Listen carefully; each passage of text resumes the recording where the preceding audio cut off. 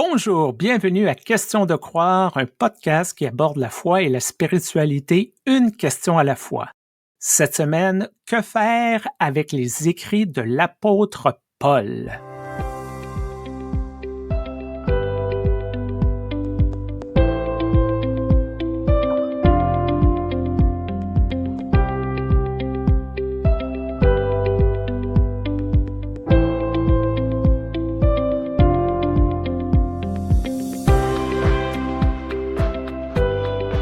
Bonjour Stéphane. Bonjour Joanne, bonjour à toutes les personnes qui nous écoutent. Mais Stéphane, ça c'est une question qu'on t'a envoyée ou une question qu'on a décidé toi et moi? Je crois qu'on s'est imposé ce travail-là. Ah bah quelle idée. En tout cas, c'est vrai que j'ai eu une crise de foi, toujours dans ces années un peu difficiles, les années 2012-2015, puisque c'était les années en francophonie européenne, où d'un seul coup, le fait que des personnes demandent l'égalité des droits au mariage et à la parentalité a déclenché des manifestations terribles de rejet de l'autre. Et parmi certaines de ces manifestations, il y a eu des homélies, essentiellement du côté catholique, mais aussi des prédications du côté protestant, des slogans terribles, des démonstrations théologiques assez, farfelues. Et très régulièrement, c'est ce brave apôtre Paul qui était cité, qui était utilisé comme en quelque sorte l'étendard de la famille hétéronormative.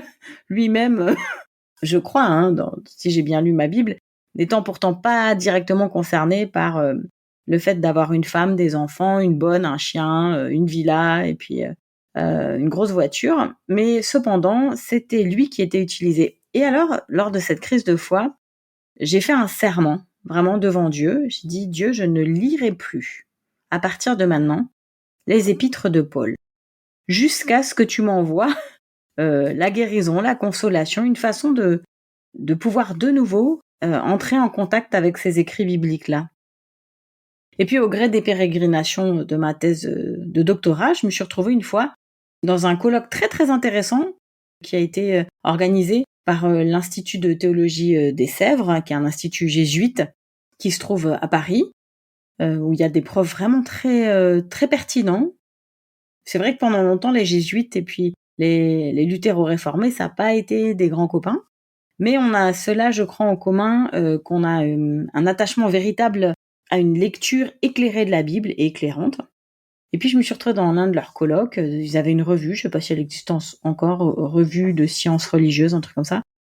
Et là, Élian Cuvillier, qui est un professeur de théologie biblique, enfin maintenant il fait de la théologie pratique, mais à la base c'est un bibliste, il a donné une conférence très intéressante sur Paul. Sur le Paul qui finalement est toujours dans cette démarche du non pas. Donc cette démarche de vous ferez les choses mais non pas, je suis mais non pas, toujours ce va-et-vient entre cette dualité interne de Paul, peut-être on dirait peut-être une personnalité un peu fracturée, enfin voilà. Et il avait fait une conférence où d'un seul coup, parce que j'ai compris que Paul était aussi faillible que moi, aussi pénible que moi, qu'il pouvait avoir des jours d'errance et des jours où il était éclairé. Je me suis dit, mais c'est comme ça qu'il faut que j'apprenne à lire maintenant les épîtres de Paul. Il faut pas que je les prenne comme des paroles de Jésus, comme la parole de Dieu, mais que je comprenne que Paul est là pour me rappeler à la fois ma capacité à entrer en relation avec le divin, mais aussi combien je suis d'une nature humaine et influencée par tout mon vécu, mes traumas et ma culture. Et voilà, par cette conférence-là, je me suis dit, c'est Dieu qui m'a pris par la main pour que je ne me coupe pas moi-même de cet effet miroir, en fait, que me faisait Paul, je pense. Moi qui étais la grande défenseuse inclusive, féministe et tout, j'étais pas du tout comme Paul, vois-tu. Bien finalement, quelque part, j'ai retrouvé mon chemin vers Paul, et donc je me dis quand même la théologie, ça sert à quelque chose parfois. Je comprends très bien ta réaction envers Paul. Je dois avouer, j'ai une relation amour-haine avec Paul. Oui, Paul est souvent utilisé dans les débats sur l'inclusivité de l'Église. J'ai fait quelques vidéos sur Jésus qui rejette personne et qui ne dit rien dans les évangiles sur l'homosexualité. Et les messages que je recevais, c'était « Que fais-tu de Romains 1? » Aussi, je trouve que, en tant que pasteur, j'ai de la difficulté à prêcher sur les épîtres parce que j'aime bien raconter une histoire, raconter l'histoire qui se passe dans l'écrit biblique. Donc, c'est plus facile pour moi, le Premier Testament, David est allé à telle place, il a fait telle chose, sa motivation était ci, était ça, la même chose avec Jésus. Tandis que Paul, c'est des longues phrases, des fois qui n'en finit plus. Un professeur au collège théologique m'a un peu réconcilié avec le style disant Paul, il dictait ses lettres. Donc, un peu comme tout le monde, dans une conversation, des fois, on ouvre des parenthèses qu'on ne ferme jamais ou l'esprit part dans une autre direction. C'est quand même difficile pour moi. Et un dimanche, si je prêche sur Paul, probablement que l'Évangile et le texte du Premier Testament ne m'inspirent pas du tout. Moi, je me rappelle d'un petit billet que j'avais écrit pour Réforme. En fait, il y a eu un bouquin qui est sorti sur Paul, un bouquin qui a fait pas mal de retentissement. Bon, voilà, après, chacun en pense ce qu'il veut, ce qu'elle veut. Moi, je n'ai pas très envie de donner le titre du bouquin ni l'auteur, je suis pas complètement d'accord. Mais du coup, je comptais pas réagir là-dessus, n'étant pas bibliste. Mais comme je suis une théologienne féministe, une des journalistes m'a dit « Ah, tu ferais pas un petit billet sur Paul pour donner un peu ton vécu, ton ressenti de théologienne féministe sur Paul ?» Et j'avais comparé dans ce billet Paul à cet aîné dans la foi. Tu sais, le tonton un peu de l'église. On l'aime bien. D'abord, il est là, puis il est sympa, puis il fait des blagues, pas toujours très très appropriées, disons. Mais il est là, et puis c'est quand même un peu le premier à déplacer le sapin quand la période de Noël est terminée. Puis c'est un peu le premier, si une maman a les mains prises, à lui porter un bébé. Enfin, il est sympa dans le fond. C'est juste que sur certains sujets, moi, qu'est-ce qu'il est lourd. Puis alors des fois, quand il faut envoyer un délégué quelque part, il se propose parce qu'il a un petit peu de temps. Et puis des fois, on a des retours. On n'arrive pas toujours à se sentir à l'aise ou aligné avec ce qu'il a dit lors de la réunion pour représenter la paroisse. Mais après tout, il a sa place aussi dans la communauté. Et moi, Paul, j'ai un petit peu ce rapport avec lui. Oh, c'est OK, il est là. Il est dans la Bible. Il apporte des bonnes choses. Puis il y a quand même une grande partie de sa façon de discourir avec laquelle je suis pas à l'aise. En fait, ça me représente pas. Je suis d'accord que ce soit là. Je comprends pourquoi, mais très peu pour moi, quoi. Et en même temps, lorsque j'ai dû travailler sur Paul, j'y ai découvert un côté un peu révolutionnaire. Peut-être quelque chose avait connu avec mai 68. Paul était un radical, il croyait au retour imminent du Christ, qu'un monde nouveau était pour débuter. Et Paul avait cette idée que on n'avait plus de temps à perdre avec les divisions, avec les détails de ce monde. Hommes, femmes, libres, esclaves, grecs, juifs, c'est plus important. On crée une nouvelle société, on crée un nouveau monde. Et il y a un côté, oui, un peu extrême, mais il y a un côté très attachant. Quelqu'un qui va jusqu'au bout de son idée, jusqu'au bout de sa réflexion. Peut-être c'est pas ma tasse de thé, mais je peux voir que il croyait vraiment à ce qui s'en venait, ce nouveau monde, cette nouvelle façon d'avoir une relation avec Dieu, cette nouvelle façon de vivre sa foi. Et je comprends que plusieurs personnes ont été inspirées par ce message, par cette personne qui devait avoir un charisme plus grand que nature, probablement. Il y a quelque chose qu'il faut se réapproprier, je crois, en tant qu'Église, ce côté d'ouverture.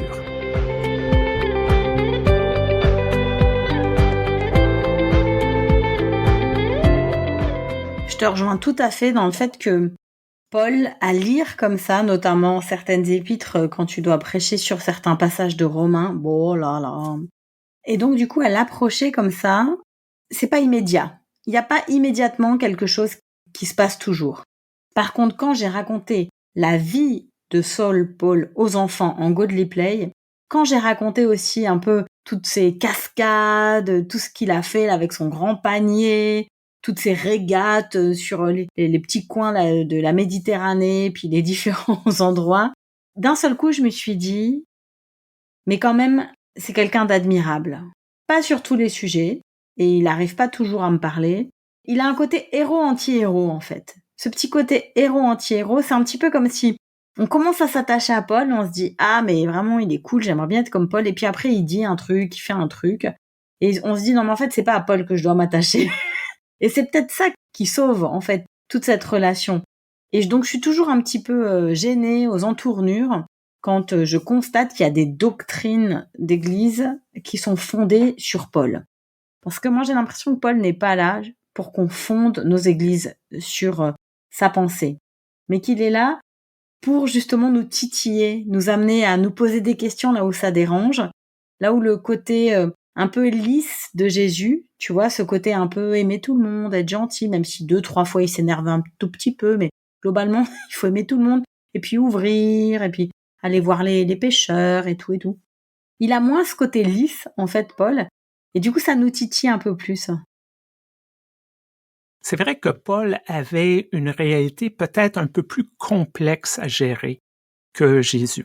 Jésus avait ses disciples, ceux et celles qui le suivaient. C'était quand même relativement un petit groupe. Paul a à gérer un chapelet de communautés de foi un peu partout dans la Méditerranée et on remarque que plusieurs de ses lettres, c'est pour régler des problèmes. Alors, on peut facilement imaginer les gens de Corinthe lui écrire « Paul, que doit-on faire lorsque ci et ça se passe » ou « Pourrais-tu dire à telle personne de partager son argent avec les autres? » Et Paul de dire « Bon, encore une fois, je vous écris parce que bla bla bla bla bla bla bla. » Dans le langage informatique, on appelle ça du troubleshooting. On essaie de déboguer le système. Il y a des choses, naturellement, qui ne s'appliquent plus de nos jours, qui est moins pertinente. Il y en a d'autres, être généreux, accueillir tout le monde, je pense que ça passe à travers les siècles.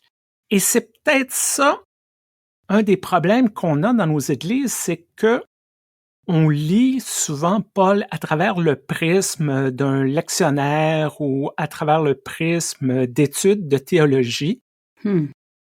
Mais rarement on va lire la lettre au complet. Rarement on va prendre le temps de remettre ça dans le contexte. Un exemple, on dit souvent Paul, c'est contre les femmes.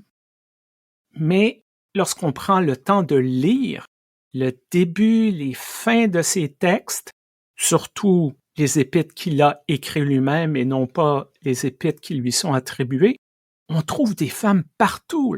Junia, Prisca, des femmes d'affaires relativement importantes comme Lydie, comme Chloé. Elles sont souvent nommées au début de lettre, à la fin de la lettre, des salutations spéciales. On se rend compte que c'est des femmes actives, impliquées dans leur société, qui sont généreuses, qui subventionnent ses voyages missionnaires. Elles lui offrent l'hospitalité. Sans ces femmes, Paul n'aurait jamais été capable de faire le début de tout son travail missionnaire. Donc, Paul avait une bonne relation avec les femmes, mais j'ai l'impression que c'est par après qu'on dit, bon, mais non, ça c'est pas important, ça, ce passage-là. Non, le vrai bon passage pour l'Église, c'est ceci, c'est cela, la théologie et tout ça. Je suis assez d'accord sur le fait que, pour moi, Paul, il est clairement misogyne, sur plein d'aspects. Mais, et ce mais est très important, je pense qu'il savait discerner les charismes. Qu'il se disait, il y a quand même des personnes, des femmes qui sont capables. Et ça, c'est très important, surtout à cette époque-là, parce que discerner des charismes en 2025, ma foi, si on le fait pas en église, ça va s'arrêter tout seul. Mais à son époque, il y a à peu près 2000 ans, franchement, c'est louable. Il y a autre chose que je trouve touchant chez Paul, c'est lorsqu'il évoque l'épine dans sa chair. Et par rapport à l'épisode qu'on a fait sur la santé mentale, la dépression, je trouve ça hyper intéressant de se dire que Paul, c'était quelqu'un qui vivait avec quelque chose qui l'handicapait, qui le gênait, qui le troublait. Dans certaines théologies queer, bien sûr, des relectures ont voulu imaginer, essayer de projeter là-dedans, de se dire: «Mais est-ce que Paul était queer? Peut-être est-ce que c'était ça l'épine dans sa chair?» Dans certaines théologies du handicap, on se dit: «Mais peut-être qu'en fait, Paul avait un handicap, on ne sait pas lequel, quelque chose lié à son épaule justement». Et puis dans d'autres théologies qui s'intéressent à la santé mentale, on se dit: «Bon, peut-être qu'en fait, ce qu'on voit là, c'est une personnalité, quelque part, qu'on dirait maintenant, bipolaire». Je sais pas si on dit encore bipolaire, on dit peut-être plus ce terme, c'est peut-être plus un terme, qui est honorant, mais voilà, une personnalité avec des hauts et des bas, avec des changements un petit peu comme ça d'idées brusques, parce que c'est un petit peu caractéristique chez lui, hein, de changer brusquement d'idées sur certains sujets. Et donc, moi je trouve ça émouvant et touchant qu'il en parle et qu'il le dise. Et c'est vrai qu'il y a aussi ces moments où il s'appelle lui-même, l'avorton, c'est ça, hein, je crois, l'avorton du Seigneur. Et c'est aussi un peu caractéristique des personnalités un peu intenses qui, d'un côté, sont finalement des personnalités assez leadeuses ou comme ça, un peu charismatiques, mais qui après disent: «Non, mais je ne sais rien faire, je ne peux rien faire», et qu'il faut rassurer, quoi. Et ce que tu dis là, peut-être explique comment les disciples de Paul, comment les gens qui l'ont suivi, qui ont écrit en son nom, ont tenté de égaliser les choses, de Mmh. ramener les choses vers les normes de la société. La première lettre de Timothée, par exemple, où on dit célèbrement que les femmes doivent demeurer en silence, et etc., etc. C'est pas Paul qui a écrit ça.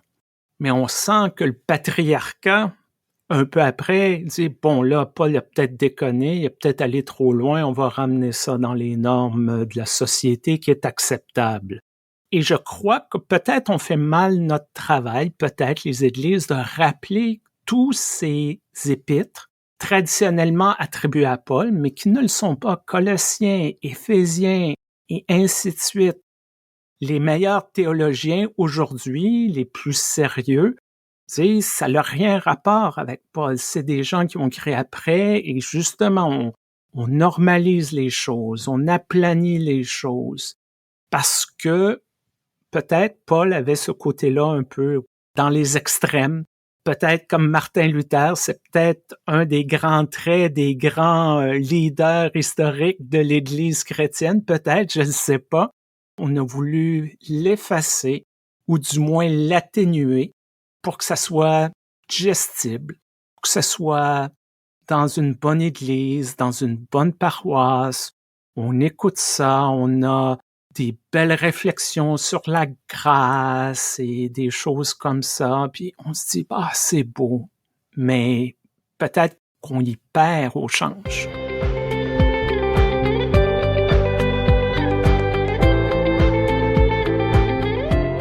J'aimerais, du coup parler un petit peu de Lynn Marie, Tolstad, qui est cette théologienne, qui présente très bien la théologie queer, qui l'enseigne d'ailleurs dans ses cercles à elle. Je sais plus si elle enseigne dans les pays nordiques ou bien en Amérique du Nord, mais en tout cas, son livre a été traduit, en français, donc ça s'appelle, Théologie queer. La couverture, vaut le déplacement. Bon, voilà, je suis un petit peu dubitatif sur ce genre de couverture qui font un peu effet d'annonce. Mais en l'occurrence, elle a tout un chapitre sur le fait qu'il faut arrêter maintenant de faire de l'apologétique quand on fait, de la théologie, queer. Il faut se libérer aussi de ce besoin, donc de tout le temps, se défendre face à. Et elle parle de ce rapport étrange qu'on a justement aux écrits de Paul, notamment ceux qu'il n'a pas écrits, ce qui est encore de plus en plus loufoque là aussi, et de dire: arrêtez de dire, «Oh Paul est nul et Jésus est génial», par exemple, ou arrêtez de vouloir expliquer dans les détails la question, des viandes qu'on mangerait ou de la circoncision qui sera acceptée. Elle fait une démonstration par l'absurde qui est, très, très drôle et qui a fait mais mourir de rire, le public auquel j'ai parlé des questions de théologie, queer à l'antenne, LGBT de Genève. Parce qu'à un moment donné, elle fait une démonstration sur les questions de vie sexuelle. Voilà, ne pas faire ceci, comme le passage là, c'est que les hommes ne vivent pas comme des femmes et les femmes ne vivent pas comme des hommes, etc. Et donc, elle fait une espèce d'extrapolation qui est comique, où elle dit, mais alors en fait, les hétérosexuels ne doivent pas demander aux homosexuels de vivre comme des hétérosexuels, tout comme les homosexuels ou les personnes queer ne doivent pas obliger les personnes hétérosexuelles à ouvrir leurs pratiques. Et comme ça, on respectera l'épître de Paul. Alors là, il y a eu un fou rire, mais généralisé. Et c'est vrai que c'est hyper intéressant de voir que l'écueil avec Paul, c'est justement le littéralisme. C'est de se dire, je vais lire le truc et le prendre au pied de la lettre. Parce qu'en vérité, Paul, il savait pas tout à fait ce qu'il faisait. Et les écoles de script qui ont suivi étaient pas non plus tout à fait précises. On cherchait une voie. On sortait du judaïsme assez rigoriste pour arriver vers une annonce de l'évangile, mais on savait pas trop ce que c'était déjà, et Jésus en plus était mort, donc c'était pas tout simple de s'en sortir sans lui. Et on cherchait une voie. Et en cherchant une voie, on a voulu, c'est normal, hein, on a voulu normaliser les choses, on a voulu avoir des écrits, on a voulu avoir des choses très très solides. Et d'un seul coup, quand on a des personnes qui sont très fortes, comme Lynn Marie, elle peut montrer la démonstration par l'absurde. Et il faut éviter absolument ça. Il faut privilégier des troisièmes voies, des voies de côté.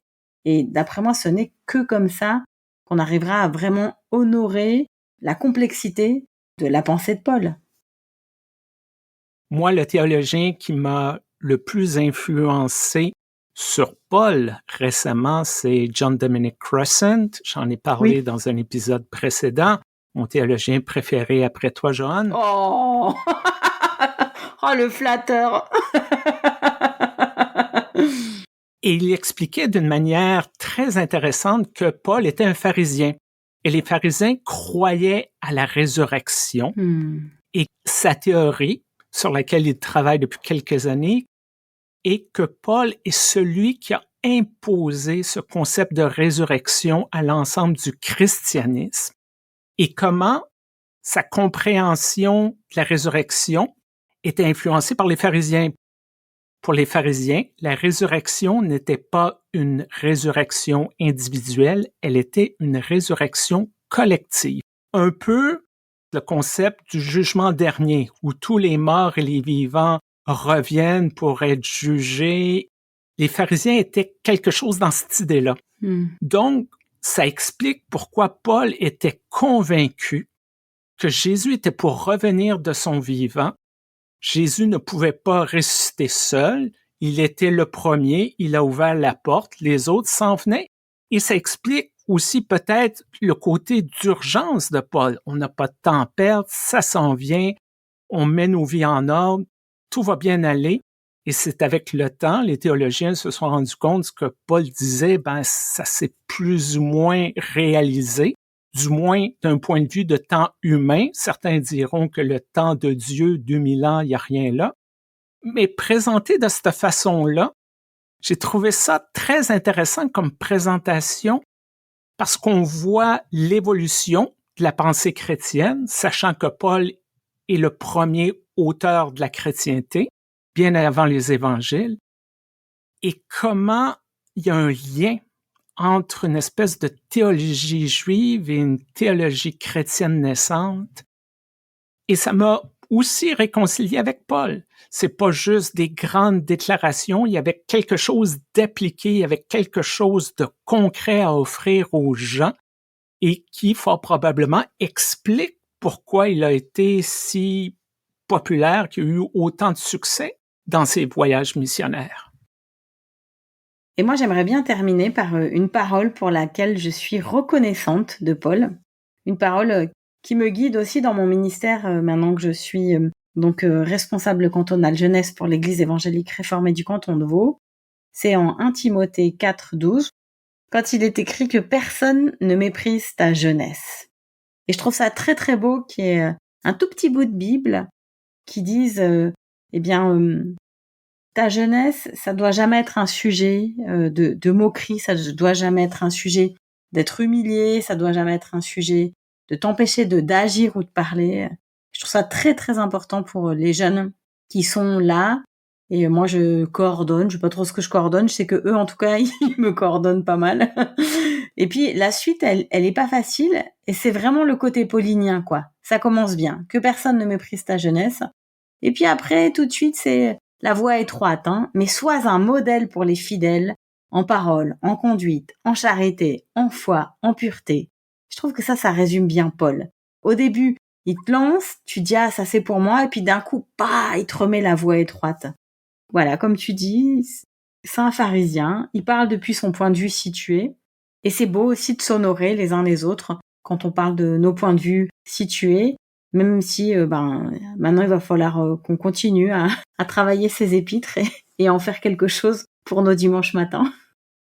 Merci Joanne pour cette conversation. J'espère qu'on vous a titillé, qu'on vous a excité peut-être au sujet de Paul, du moins pour ceux et celles qui ont peut-être de la difficulté avec cet auteur de la Bible. On voudrait remercier en terminant l'Église unie du Canada, notre commanditaire, et attirer votre attention vers le site internet moncredo.org où il y a plein de réflexions pour approfondir sa foi et sa spiritualité. Peu importe la plateforme sur laquelle vous écoutez, n'oubliez pas d'aimer, de vous abonner, de partager. Si vous avez des commentaires, si vous avez des questions, si vous avez des suggestions de thèmes, questionsdecroire@gmail.com. Merci beaucoup, Joanne. Merci Stéphane. À très bientôt.